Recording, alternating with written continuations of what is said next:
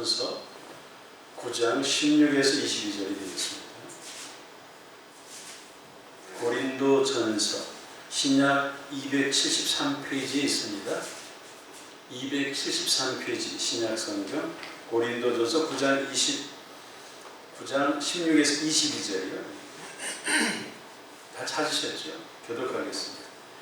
내가 복음을 전할지라도 자랑할 것이 없으면 내가 부득불 할 일이니라. 만일 복음을 전하지 아니하면 내게 화가 있을 것이로다.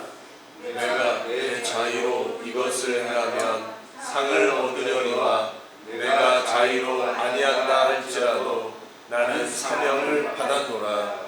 그런즉 내 상이 무엇이냐? 내가 복음을 전할 때에 값없이 전하고 복음으로 말미암아 내게 있는 권리를 다 쓰지 아니하는 이것이로다. 내가 모든 사람에게서 자유로우나 스스로 모든 사람에게 종이 된 것은 더 많은 사람을 얻고자 함이라. 유대인들에게 내가 유대인과 같이 된 것은 유대인들을 얻고자 함이요 율법 아래에 있는 자들에게는 내가 율법 아래에 있지 아니하나 율법 아래에 있는 자같이 된 것은 율법 아래에 있는 자들을 얻고자 함이요 율법 없는 자에게는 내가 하나님에게는 율법 없는 자가 아니요 도리어 그리스도의 율법 아래에 있는 자이나 율법 없는 자와 같이 된 것은 율법 없는 자들을 얻고자 함이라. 다같이 약한 자들에게 내가 약한 자와 같이 되는 것은 약한 자들을 얻고자 하며 내가 여러 사람에게 여러 모습이 된 것은 아무쪼록 몇 사람이라도 구원하고자 함이니. 아멘. 그렇게 한번 외쳐보세요. 나는 하나님의 사람입니다. 나는 하나님의 사람입니다. 하나님께서 붙잡고 계십니다. 하나님께서 붙잡고 계십니다. 예, 하나님께서 우리를 붙잡고 계시는 줄 믿습니다. 아멘.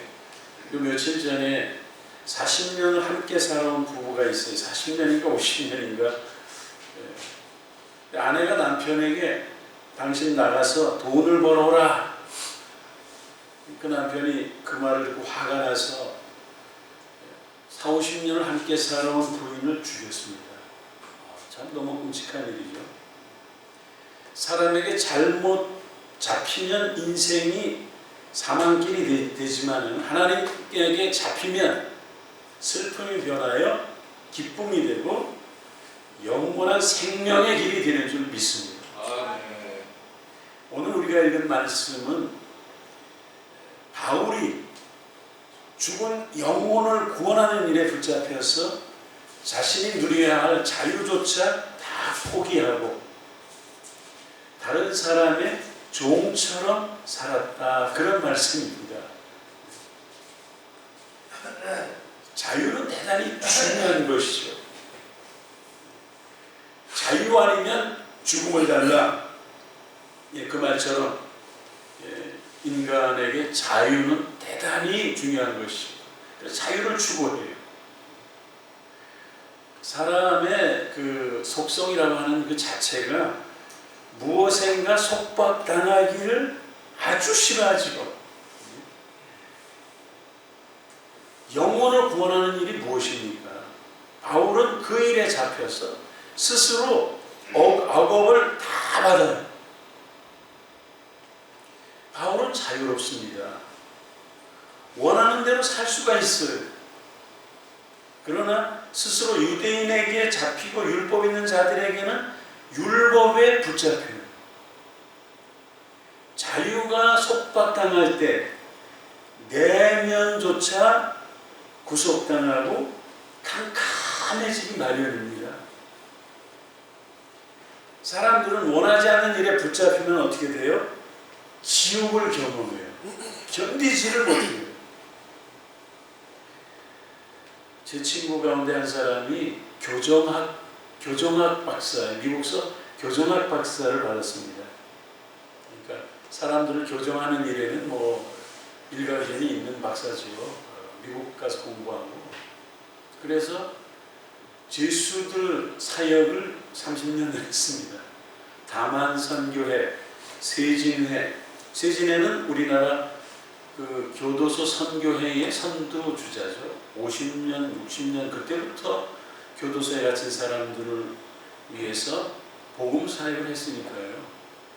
그래서 제가 그 친구 때문에 영등포 교도소를 가본 적이 있어요. 설교하러 갔는데요. 야, 정말 교도소에 가서 설교한다는 것은 제가 그 이후에도 몇 번 남자 교도소, 여자 교도소 할 것 없이 가봤습니다만은 살벌합니다. 그 친구가 저보고 늘 하는 말이 있어요. 처음에 안 목사님 영등포 교도소에 왔을 때 이제 그 친구가 사회를 보고 제가 뒤에 앉아 있었거든요. 보니까 벌벌벌 떨고 앉아 있더래요. 그래서 내가 이 목사님 그렇게 말하면 안 되지. 내가 언제 얼굴이 파랗게 질려서 벌벌 떨고 앉아 있었습니까? 그랬더니 자기가 유심히 봤대요. 대부분 교도소에 와서 설교하는 사람들 처음에 보면 떤다는 거예요. 죄수들이 쫙 앉아 있으니까. 근데 남자 죄수들은 어떻게 앉아 있을 것 같아요? 고개 다 숙이고 있습니다. 이렇게 쳐다보는 사람이 거의 없습니다. 다 이러고 있어요. 여자 교도소는 어떻겠습니까? 여자 교도소. 여자들은 또 좀 달라. 마음의 문이 열리는 여자들은 또 다 쳐다보고 있어요. 남자들은 다 땅만 보고 있어요. 그걸 참 같이 죄를 짓고 감옥에 들어와 있는데 그 사람들의 그 태도는 극악하게. 남자들은 설교가 끝나도 와서 물어보는 사람은 한 사람도 없습니다. 바닥만 보고 있다 나가죠. 그러니까 벽을 보고 대는 거. 이 설교하는 거예요. 벽을 보고. 여자들은 다 얼굴 들고 있어요. 그래서 설교 끝나니까 와서 인사를 해요. 저는요, 일산 어느 교회 다니는 권사가 왜 감옥에 와 있어? 속으로 제가 그러고 싶더라고. 저는 어느 교회 집사입니다. 좀 제대로 살지 왜 감옥에 와 있어? 근데요, 사람이 감옥에 갇히게 되면 뭘 경험해요? 우리 그 친구가 하는 이야기가 교도소 사역을 30년 했으니까 얼마나 많은 죄수들을 만났겠어요. 갇혀있는 사람들. 근데 갇히면 인간이 절망을 경험하는 거죠. 깊은 절망을 경험하는 거예요. 갇혀있을 때. 그런데 자원해서 노예와 다름없는 삶을 산다면 삶에 다가오는 상처와 고통의 무게는 얼마나 크겠습니까? 그게. 대체로 유대인들은 전통에 붙잡혀 있어요. 바울은 영원 구원에 올인해 있어요. 바울은 오직 영원 구원이에요. 어디 그들 뿐이겠습니까? 인간이라고 하는 존재는 무엇인가 붙잡혀 있는 존재입니다. 무엇인가 붙잡혀 있어요. 저나 여러분도 마찬가지예요. 과연 여러분, 우리는 요즘 무엇에 붙잡혀 있습니까? 지혜 없는 사람은 붙잡히지 말아야 하는 것들에 목숨을 걸어요. 감정에 붙잡혀,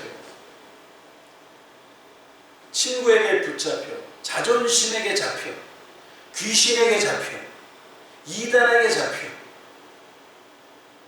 염려에 붙잡혀, 심지어 사소한 일에 붙잡혀 인생을 끝내는 경우는 많습니다. 말 한마디 적어 들었다고 칼로 그런 어리석은 인생이 어디 있습니까?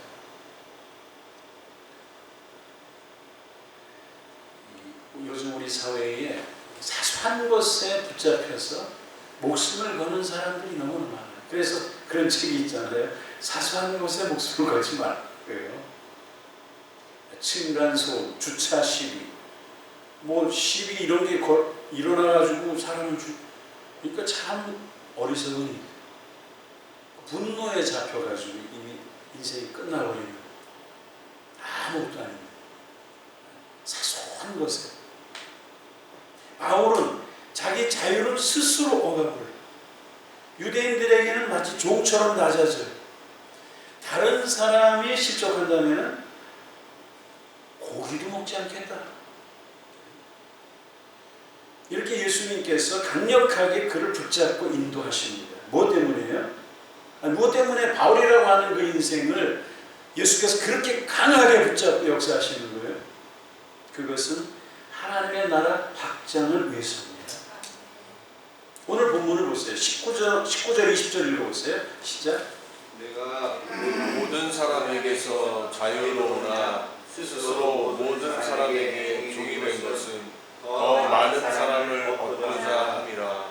유대인들에게 내가 유대인과 같이 된 것은 유대인들을 얻고자 함이요 율법 아래에 있는 자들에게는 내가 율법 아래에 있지 아니하나 율법 아래에 있는 자같이 된 것은 율법 아래에 있는 자들을 얻고자 함이요. 아멘. 자유하였으나 스스로 종이 된 것은 많은 사람들을 얻고자 함이요 유대인들에게는 유대인들처럼 전통에 붙잡혀 그들을 얻고자 함이요 율법 아래에 있는 자들과 같이 율법에 붙잡히면 그들을 구원하기 위해서 다양한 사람들을 구원하고 천국을 확장하기 위해서 자기를 다 억압하고 제한하고 그들과 같이 낮아진 모습에 지금 붙잡혀 살아가고 있는 것이죠. 하나님은 사람들을 부르시죠. 사람들을 불러서 딱 잡아주세요. 누구를 붙잡으십니까? 자신이 구원할 사람. 하나님이 붙잡는 사람 가운데 한 사람이 바울이에요. 또 우리들 자신입니다. 하나님께서 아무나 불러서 자기 백성으로 세우지는 않습니다. 선택받은 사람이라야 가능해요. 자신의 구원 계획 가운데에 만에 하나 천에 하나를 친히 부르셔요. 그래서 성령으로 그 심령을 완전히 사로잡아. 그래서 천국 백성 삼아 주십니다. 믿습니까? 아멘. 그래서 우리도 이 자리에 있는 거예요.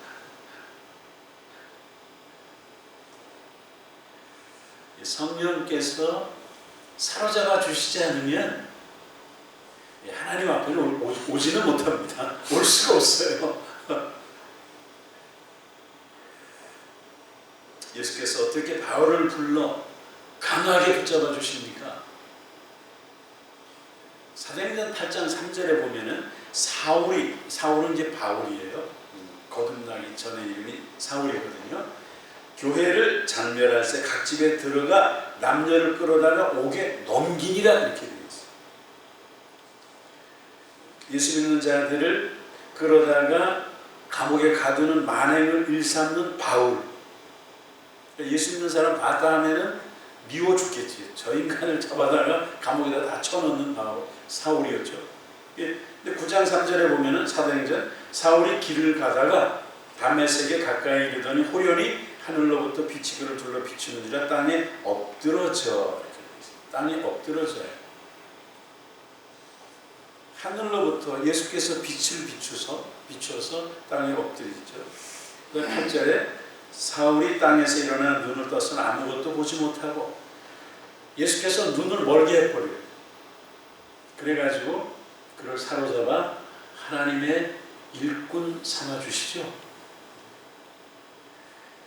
말을 안 들으니까 강제로 눈을 멀게 해버려요. 그렇게 해서 다시 눈을 또 띄워주시죠. 하나님이 쓰실 도구로 만들어 버리십니다. 16, 17절에 읽어보세요. 오늘 본문 시작. 내가 복음을 전할지라도 자랑할 것이 없으면 내가 부득불할 일입니다. 만일 복음을 전하지 아니하면 내게 과가 있을 것이로다. 내가 내 자유의 것을 행하면 상을 얻으려니와 내가 자유로 아니한다 할지라도 나는 사명을 받았노라. 예수께서 그러하여 삶 전체를 복음 전하는 일에 붙잡히도록 사명을 주셨습니다. 뿐만 아니죠. 상황과 현실에 따라서 붙잡히는 삶을 살도록 역사하시고 그래서 스스로 모든 사람의 종과 같은 삶을 살게 하세요. 율법 있는 사람은 율법 있는 것 자처럼 율법 없는 사람은 율법 없는 자처럼 우는 사람이 있으면 또 함께 울어주고 약한 자에게는 약한 자와 같이 그것은 예수께서 붙잡아 주시지 않으시면 감히 흉내 낼 수도 없습니다. 사람이라고 하는 존재는 자기의 자유가 억압받고 침해당할 때 가장 힘들어하지만 예수님은 바울로 하여금 스스로 억압당하고 붙잡히는 노예 같은 삶의 세계로 스스로 들어가도록 역사하십니다. 참 놀라운 일이죠. 그렇게 자유가 억압받으면서도 기뻐서 예수께서는 죄인을 사랑하시는 그 사랑에 붙잡혀 십자가에 죽으십니다. 예수께서. 오늘 본문에서 주시는 하나님의 메시지가 뭡니까? 이 짧은 구절 속에서 따라해보세요. 참 지혜는 하나님께 붙잡힘입니다. 하나님께 붙잡힘입니다. 어리석은 사람은 분노에 잡혀요. 욕망에 잡혀요. 세상에 잡혀요. 맨날 세상 얘기밖에 못해. 재리에는 눈이 너무나 밝아. 재리에 세상 사는 데는 달고 달아가지고 어떻게 살면 또 금액이 몰라. 예? 그러나 진정 지혜로운 사람은 하나님의 지혜에 붙잡힙니다. 인생은 어차피 붙잡혀 살아가요.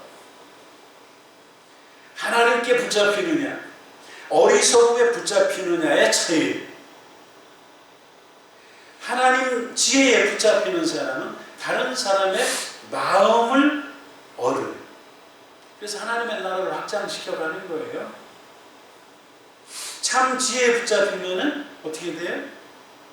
자기를 생각하는 게 아니에요. 하나님의 나라를 생각해요. 다른 사람을 생각해요. 다른 사람의 마음이 보여요. 자기 생각에 붙잡힌 사람은 다른 사람은 안 보여요.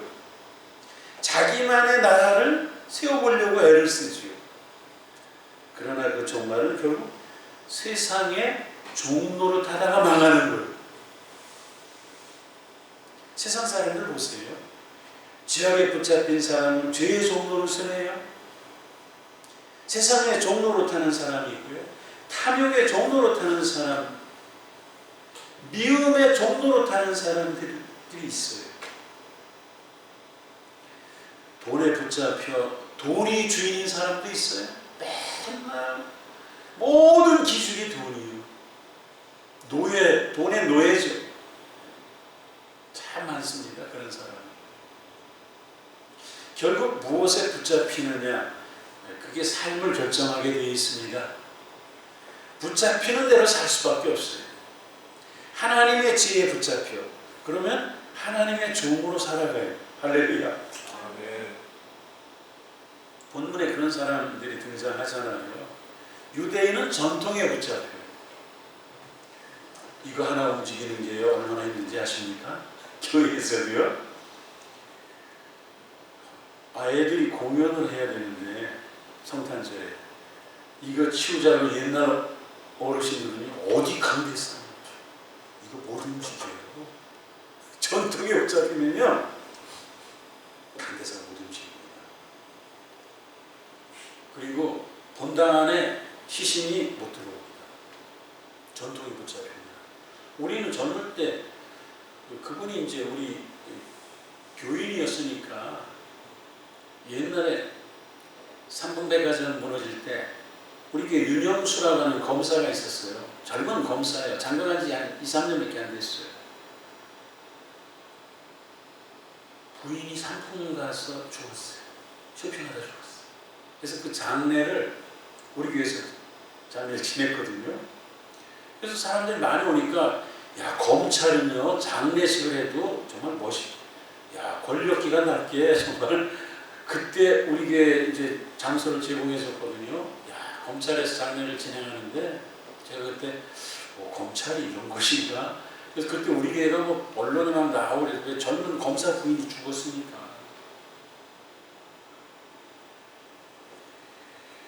정말 그런 걸 이렇게 보면서 어떻게 시신을 본당에서 하면 안 됩니까? 근데 어른들이 어디 본당의 시신을, 그래서 결국은요 교육관에서 이렇게 했어요. 그러니까 이 전통에 붙잡히면요 굉장히 힘들어요. 율법에 붙잡힌 사람들도 많아요. 그런가 하면은 무율법에 붙잡힌 자들도 있어요. 근데 바울은 철저히 율법에 붙잡힌 자였어요. 그러나 예수께서 다메섹 도상에서 그를 완전히 사로잡잖아요. 율법에 붙잡혔을 때는 오직 율법을 위해서 살았어요. 그래서 예수 믿는 사람 다 때려잡은 거 아니에요. 네? 그러나 이제 예수를 위해 살아가. 왜? 예수께서 잡으셨으니까.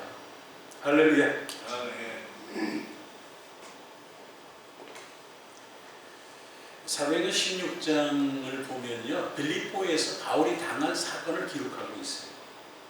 거기 보면요, 바울이 이렇게 지나가면은 어느 귀신 들린 여자가 위대한 하나님의 종 다윗이여 막 그래요. 귀신 들린 여자가.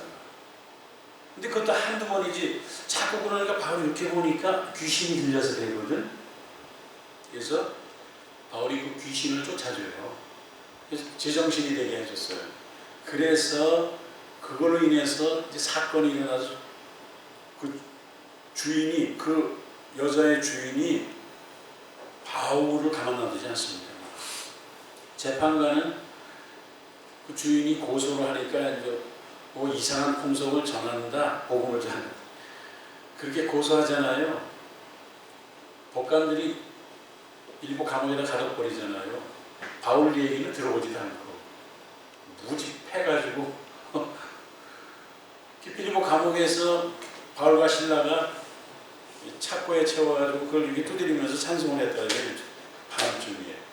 그 찬송을 하는데 기적이 일어나서 옥문이 열리지 않습니까? 그때 간수가 제수가 도망한 줄 알고 칼로 죽으려고 그럴 때 그때 바울과 실라가 몸 해하지 말라, 우리 여기 있다고. 그런 장면이 여기 나오잖아요. 그 사도행전 16장 16절 이하를 보면요, 참 인간들이 다 뭔가에 잡혀 있잖아요. 그 점치는 여자는 귀신에 잡혀서 점을 쳐. 요즘도 지나가다 보면 뭐 신내린 뭐 애기 모살 해가지고 귀신에 잡혀가지고 점치는 여자.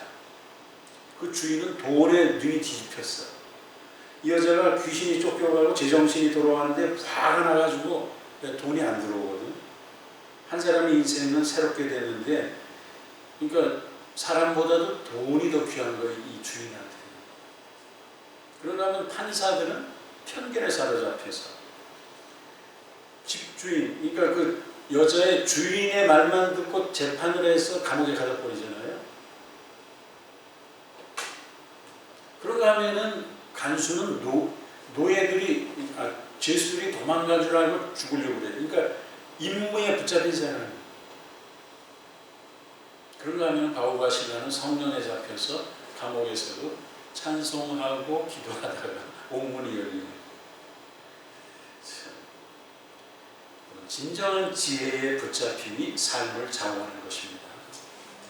16장에서 보면 그렇기 때문에 저나 여러분은 진정한 지혜에 붙잡히는 삶을 살아야 해요. 바울은 참 지혜자이신 예수께 잡혀요. 우리도 진정한 구원이요 지혜이신 예수님께 잡혀야 해요. 아멘. 요즘 사람들을 보세요. 빌립보 사람들처럼 무엇인가 붙잡혀 있어요. 무엇인가 잡혔어요. 그렇기 때문에 삶이 어둡고 소망이 없어요. 애들은 하나같이 게임에 잡혀 있어요. 여러분, 그런 건 다 사탄의 노림수입니다.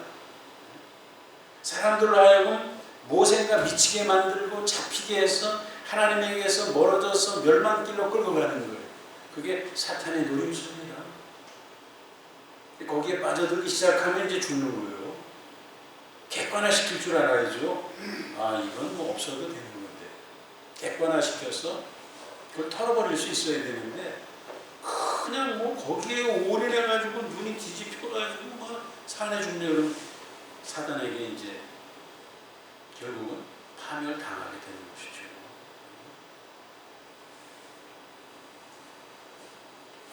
그렇다면 과연 우리는 무엇에 붙잡혀 있느냐?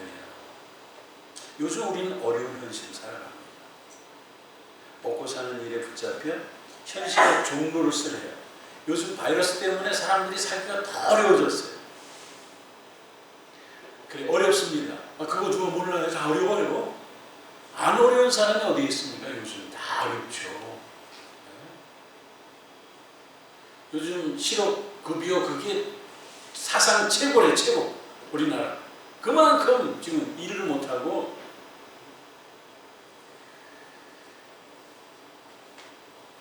그런데요, 현실을 외면할 수는 없어요. 그런 현실을. 근데 현실에 붙잡히면 어떻게 돼요? 현실에 붙잡혔어, 이 사람이. 그럼 주님의 손에 붙잡히기는 어렵습니다. 우선순위는 하나님이 아니라 현실이야, 사람들이. 누가 그거 몰라요? 막 그래. 신앙생활 열심히 해야죠. 근데 먹고 살아야지요. 먹고 사는 게 우선이, 먹고 살아야 뭐 그렇게 얘기한다고요? 그 사람은 잘못해도 한참 잘못된 사람이에요. 우선순위는 아무리 어려워도 하나님이에요. 하나님의 것을 도외시할 때의 인간은 끝입니다. 그 길로 끝나는 거예요. 하나님의 우선순위가 제일 첫 번째가 아니라 현실이에요. 그러다 보면 이제 어떻게 되는지 아세요? 첩첩산중이에요. 해결 방안이 보이는 듯 하지만은 현실의 무게는 점점 더 무거워져요. 그래서 가끔 이제 그런 분들이 있어요. 목사님, 제가요 정말 이 현실을 타개하고 싶은데 잘 안 돼요. 잘 안 되지. 그게 쉬우면 누구든지 이렇게 살려요. 돈은 잘 벌려. 근데 이 신앙의 영역이 이게 안 되네, 이게. 거기서 한 번 더 깨지고 나가야 돼요. 근데 그거를 이제 못 깨지는 거예요. 그런 크리스찬들이 많습니다. 이렇게 살면 안 되는데, 현실에 직장 가고, 직장 갔다 와서 주일날 교회 오고 열심히 자식들 먹여 살리고 공부시키고, 그거 해야죠. 당연히 해야죠. 근데 그렇게만 살아. 그렇게 살다 보니까 점점 인생이 이게 아닌데 이런 생각이 든단 말이에요. 그러면요 이제 점점 삶의 무게가 더 무거워져요. 돈 있다고 무거워지지가 않습니다. 그건 편리의 차이일 뿐이지 인생의 무게가 달라지는 것은 아닙니다. 반면에 하나님의 손에 붙잡혀 현실이 참 어렵지만 하나님의 손에 붙잡히면 어떻게 돼요? 그때부터 길이 보이고 이제 문제의 해결점이 보이기 시작합니다. 하나님 떠나서 어떻게 해결해 보겠다? 거기는 길이 없죠. 하나님께 붙잡히면은 이제부터는 하나님이 그 영혼을 붙잡고 인도해 주십니다. 믿습니까? 네. 여러분은 붙잡히지 맙시다. 붙잡히지 맙시다 해보세요. 붙잡히지 맙시다. 죄악에 붙잡히지 맙시다. 탐욕에 붙잡히지 맙시다. 거짓에 붙잡히지 맙시다. 분노에 붙잡히지 맙시다. 현실에 붙잡히지 맙시다. 미움에 붙잡히지 맙시다. 다 함께 오직 하나님의 지혜에 붙잡힙시다. 하나님의 지혜에 붙잡힙시다. 아멘. 아멘. 하나님의 지혜에 붙잡히기. 하나님의 지혜에 붙잡힘의 의미는 뭡니까? 그것은 구원의 열정입니다. 바울은 빌립보서 3장 12절에 오직 내가 그리스도 예수께 잡힌 바 된 것을 잡으려고 쫓아간다. 그렇게 고백했어요.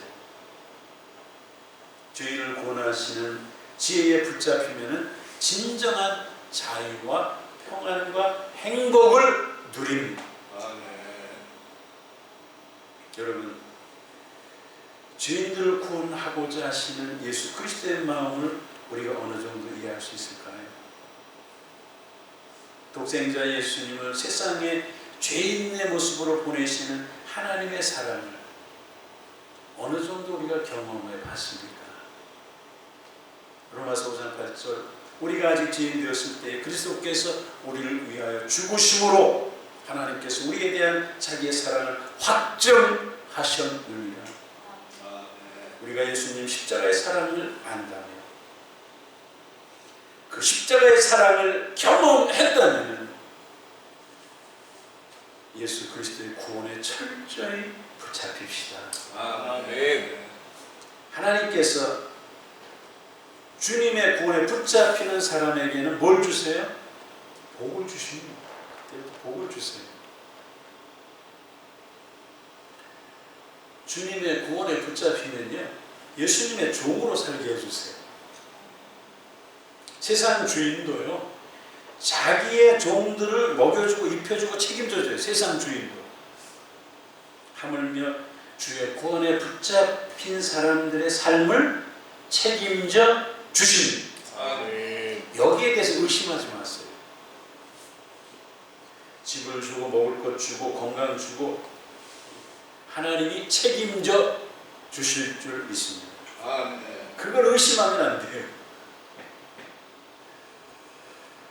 물론 육체의 건강도 허락해 주세요. 예수 믿으면 감정적으로 뭐가 와요? 평안이 대단하게 몰려와요. 기쁨과 감사가 넘쳐요. 예수 만나면요, 세상이 다 내 것 같습니다. 예수 믿고 나서 누렸던 그 기쁨과 감동과 찬양은 그건 대단한 것이죠. 마음이 즐거워. 그럼 건강할 수밖에 없어요. 뿐만 아니라 그 영혼에 진정한 세상이 줄 수 없는 평안이 넘쳐요. 물질이 있고 없고 세상 것은 그 다 부차적인 거예요. 주의 구원은 죄인을 구원하는 지혜.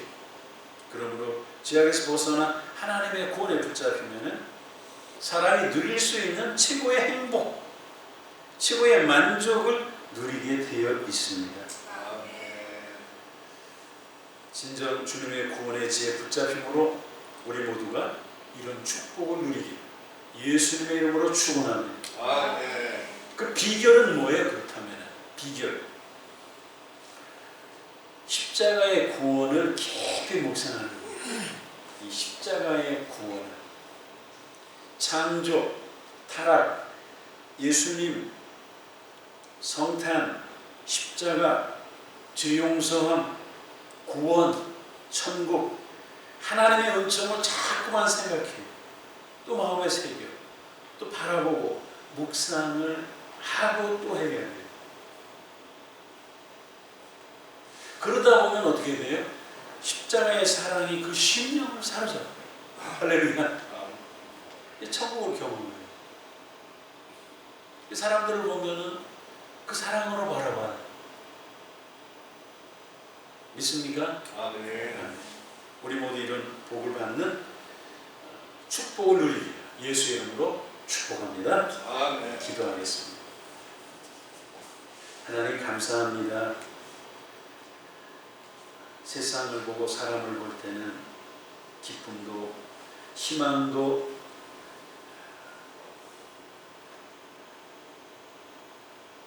평안도 없지만 하나님을 바라볼 때 기쁨이 넘치고 희망이 넘치고 평안이 가득하게 해 주심을 감사합니다.